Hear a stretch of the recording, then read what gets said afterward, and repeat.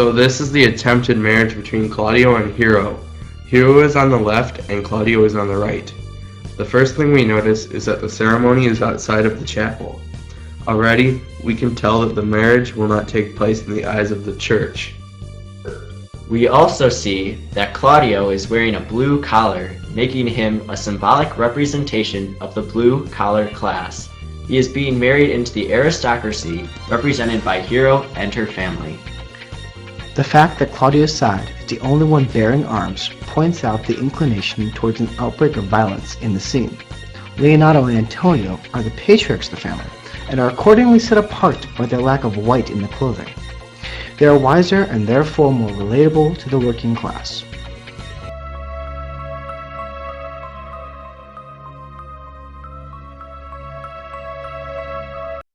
You come hither, my lord, to marry this lady. No. To be married to her. You come to marry her. The working class has just refused to be wedded into the aristocracy. He sees the corrupt nature as a result from Don John's deception. Don John represents the radical views concerning the aristocracy that block a union between the nobles and working class, creating a social barrier. The view of the aristocracy as an impure hierarchy is the cause of this social barrier. The church and the aristocracy change the working class's answer, forcefully pointing out the lack of choice given to the poorer working class, aka Claudio. The surprise and distress expressed by Hero and her family reveal the aristocracy's belief that this is necessary for a pure society. However, the working class denies the union between the two classes based on the idea of the corruption of the nobles.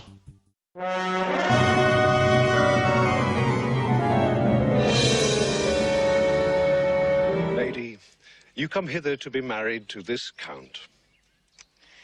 I do. If either of you have any inward impediment why you should not be conjoined, I charge you, on your souls, to utter it. Know you any, Hero? None, my lord. The friar's facial expression toward Claudio, aka the blue-collar class, is one of disgust or revulsion, while he expresses more compassion toward Hero, who represents the nobles. Therefore, this reaffirms the church's informal alliance with the aristocracy. This proves the church's inclination to side against the masses. The aristocracy wants to bridge the gap between the blue-collar class as seen in Hero's acceptance of the vow of marriage. This is more than just a social conjoining but also a spiritual one, mirroring the belief that marriage mainly was not political but also a spiritual conjoining of two parties. Therefore, there is a creation of a spiritual rejection between the impure aristocracy and the blue-collar class. This conflict has unified two warring brothers with a common cause. We can see that African Americans and whites have unified under a rejection of the aristocracy. This shows that a common enemy is needed to destroy the social gap between the two races.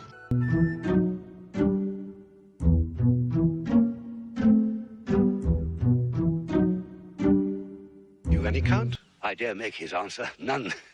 Stand thee by, friar. Father, by your leave, will you with free and unconstrained soul give me this maid, your daughter? As freely, son, as God did give her me. And what have I to give you back, whose worth may counterpoise this rich and precious gift? Nothing, unless you render her again. The act of removing the friar and the church points toward an immoral action.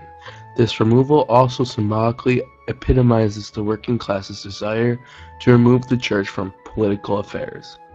The friar's expression showcases the idea that having the church as an integral part of politics was common. Leonardo's response to Claudio's question points out that aristocracy was selected by birthright and ordained by God. Claudio's response recognizes that the nobility should be earned by merit. By accepting this gift, he would be accepting the gift of the impure aristocracy. The gift is only worth something to those who already have it. Claudio also points out that Hero is impure and worthless to him through his tone. The aristocracy, unable to understand why the working class is rejecting this gift, attempts to oppressively answer for him. This confusion illustrates the gap between the rich and the poor.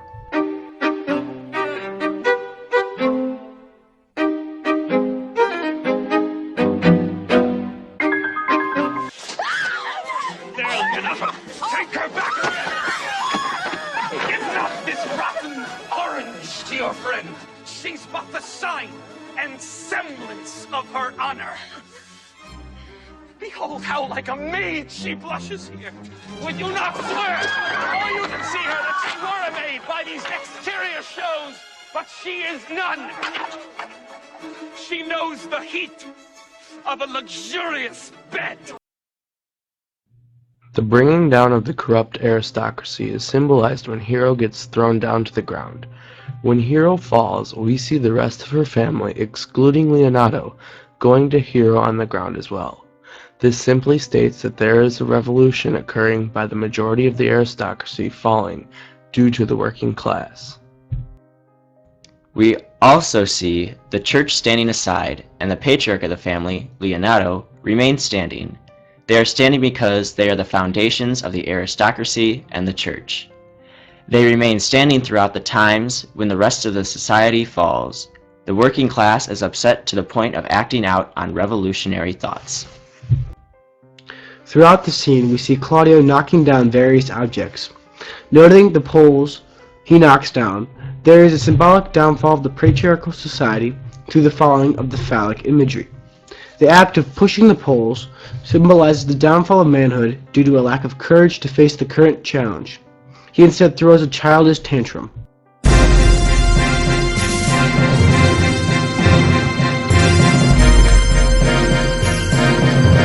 What do you mean, my lord? Not to be married. Not to knit my soul to an approved wanton. No! Dear my lord, if you in your own proof have vanquished the resistance of her youth and made defeat of her virginity... No, Leonardo!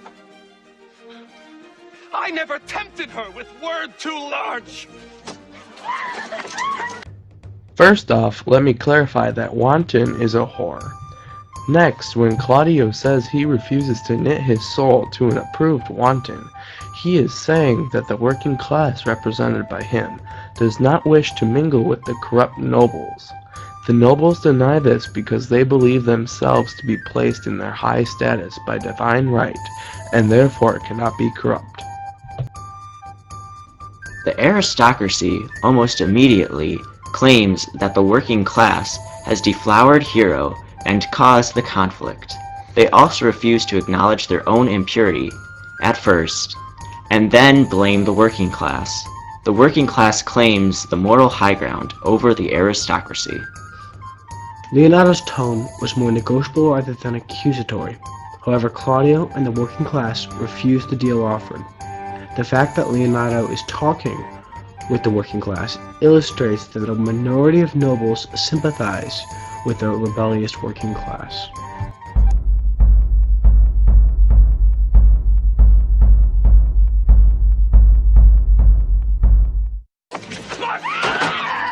As a brother to his sister, showed bashful sincerity and comely love. And seemed I ever otherwise to you? You seem to me as Diane in her orb, but you are more intemperate in your blood than Venus. Or those pampered animals that rage in savage... Claudio feels betrayed by Hero, saying that he has shown affection while she scorns him. This mirrors the working class's sense of betrayal toward the upper class due to the gap of wealth and comfort between the two. However, the church is still on the sidelines watching from afar and not making any attempt to placate the working class or help the battered aristocracy. Claudio's statement about brotherly affection does not seem to mirror his intent to marry Hero. He is once again claiming the moral high ground in both words and in the fact that he stands over them.